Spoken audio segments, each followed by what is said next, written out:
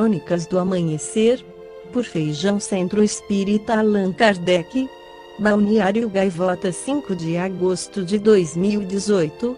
Cientistas inventam software que vê vários minutos no futuro. E se conseguíssemos ver o futuro? Hoje, estamos habituados à tecnologia que consegue prever as palavras que queremos escrever. Amanhã, esse tipo de software poderá conseguir prever nossas ações futuras. Uma tecnologia recente, criada por cientistas da computação da Universidade de Bonn, na Alemanha, ampliou as fronteiras sobre como os computadores podem antecipar com precisão os comportamentos humanos.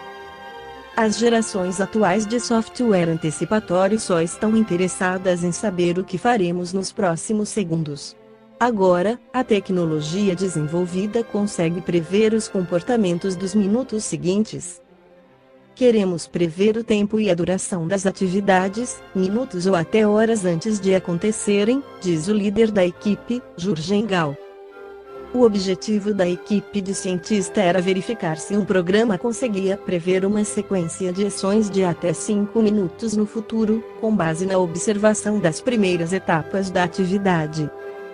Assim, os cientistas treinaram o software para adivinhar o que o chefe faria em seguida, mostrando a ele uma série de vídeos de pessoas preparando um café da manhã ou uma salada. Se nós víssemos um vídeo de alguém pegando uma tigela e um pacote de cereais, com certeza adivinharíamos os 5 minutos seguintes.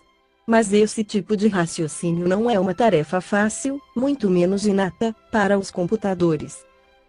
A equipe testou duas abordagens usando diferentes tipos de redes neurais artificiais, uma que antecipou ações futuras e refletiu antes de antecipar novamente, e outra que construiu uma matriz em um único hit antes de analisar as probabilidades.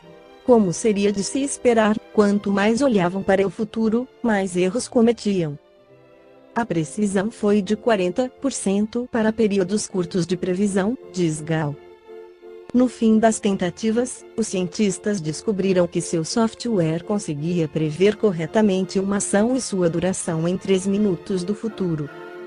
Embora possa não parecer impressionante, isso estabelece uma base sólida para a inteligência artificial futura que pode vir a desenvolver uma supervisão humana. A equipe irá apresentar os resultados na conferência IEA deste ano sobre visão computacional e reconhecimento de padrões em Salt Lake City, nos Estados Unidos. Podemos esquecer a previsão de crimes antes que aconteçam. Ainda há um longo caminho a percorrer antes de os cientistas se preocuparem com esse tipo de futuro.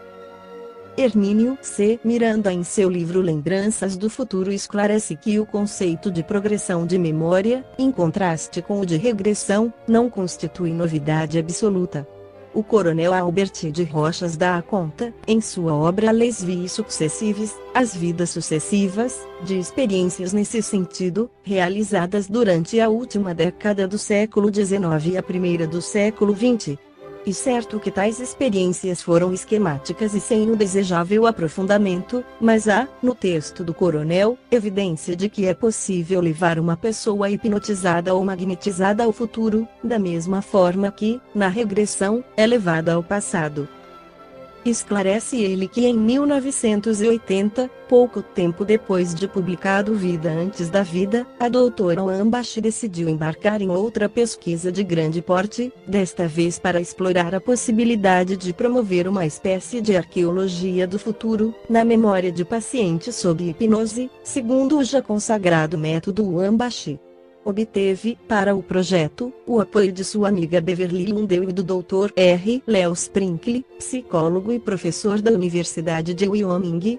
O objetivo era o de explorar, no psiquismo de pessoas suscetíveis e dispostas a colaborar, os períodos de 2100, 2200 e 2300, 2500, ou seja, os séculos 22, 24 e 25. Em 1983, quando Kate Snow a conheceu, Wambach já estava coligindo material resultante de progressões realizadas por ela e pelos seus 2 amigos e colaboradores.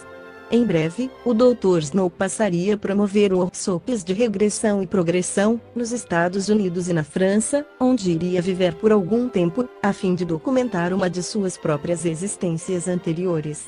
Encontrava-se Snow na França, em 1985, quando foi notificado da morte da Dra. Ambashi. Outras viagens ao futuro faria o Dr. Snow sob a competente pilotagem da Dra.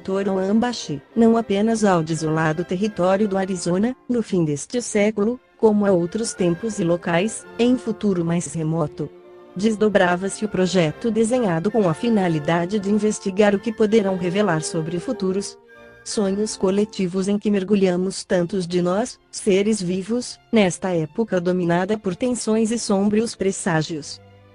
As primeiras imagens do contexto explorado nas progressões revelaram-se tão deprimentes que a doutora pensou, de início, em suspender a pesquisa.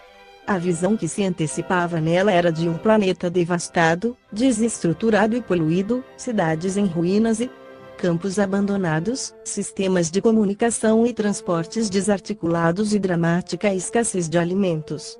Era um verdadeiro pesadelo, dentro do qual a prioridade maior era de sobreviver, se possível, mais um dia ou dois. Entre 1980 e 1985, a Dra. Ambashi e sua equipe haviam realizado regressões e progressões em cerca de 2.500 americanos. Snow trabalhara também com alguns franceses.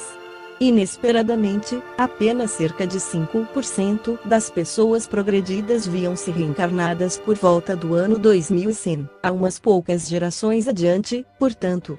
A conclusão era óbvia, ainda que inquietante, dado que indicava um declínio de cerca de 95% na população mundial, dizimada, por essa época, por gigantescos cataclismos, em inúmeras regiões da Terra. Tais resultados foram encontrados, isoladamente, pelos pesquisadores, em diferentes grupos de pessoas. Consistentemente, cerca de apenas 5% viam-se encarnadas por volta do ano 2100, ao passo que, mais à frente, em torno do ano 2300, a percentagem subia para 13 ou 15%, o que parece indicar uma retomada do crescimento populacional, após o drástico decréscimo. O que Dr. Snow relata é a transição do mundo de expiação e provas para mundo de regeneração, pois os distúrbios que nós vemos na sociedade tendem a se agravar nos próximos anos. A banalização da violência, o total desrespeito pelo sexo, a desobediência às normas da sociedade, o consumismo desenfreado e o ódio gratuito são algumas das maneiras de esgotar o mal que ainda está presente em nosso planeta. Por outro lado, cada vez mais nós veremos surgir movimentos em defesa de determinados grupos de pessoas, em defesa dos animais e do planeta. Uma geração com menos preconceitos, livres de antigos tabus, livres de antigos medos, mais prática e intuitiva está surgindo. Nós vemos instituições desmoronando. O ensino cada vez mais fraco. O desinteresse dos jovens pelos paradigmas da geração anterior.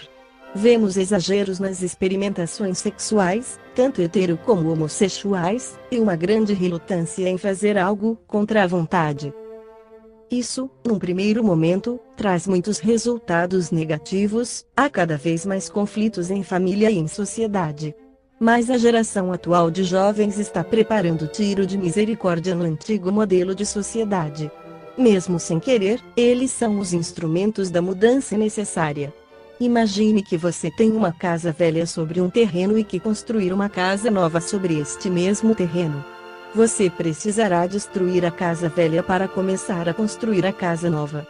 A geração atual, em sua maior parte, está encarregada de destruir a casa velha. Continuarão existindo problemas. Precisaremos de provas por muito tempo ainda. As provas são o estímulo necessário para que nós avancemos passo a passo. Sem provas, nós permaneceríamos estagnados. Mas teremos uma maior compreensão de que os problemas são, na verdade, oportunidades de crescimento. Contaremos com a colaboração de mais pessoas quando estivermos em grande dificuldade e seremos estimulados a superar a nós mesmos.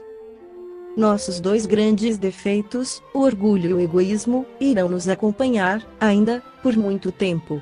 mas não seremos dominados por eles, e teremos a perfeita noção de que a reencarnação é uma oportunidade de superarmos, gradativamente, essas duas características. Em termos planetários, nós também percebemos que passamos por uma transição.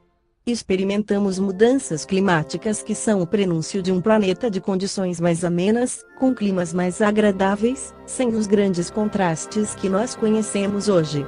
Não teremos catástrofes naturais como temos hoje. Esta foi a crônica do amanhecer de 5 de agosto de 2018. Por Feijão Centro Espírita Allan Kardec.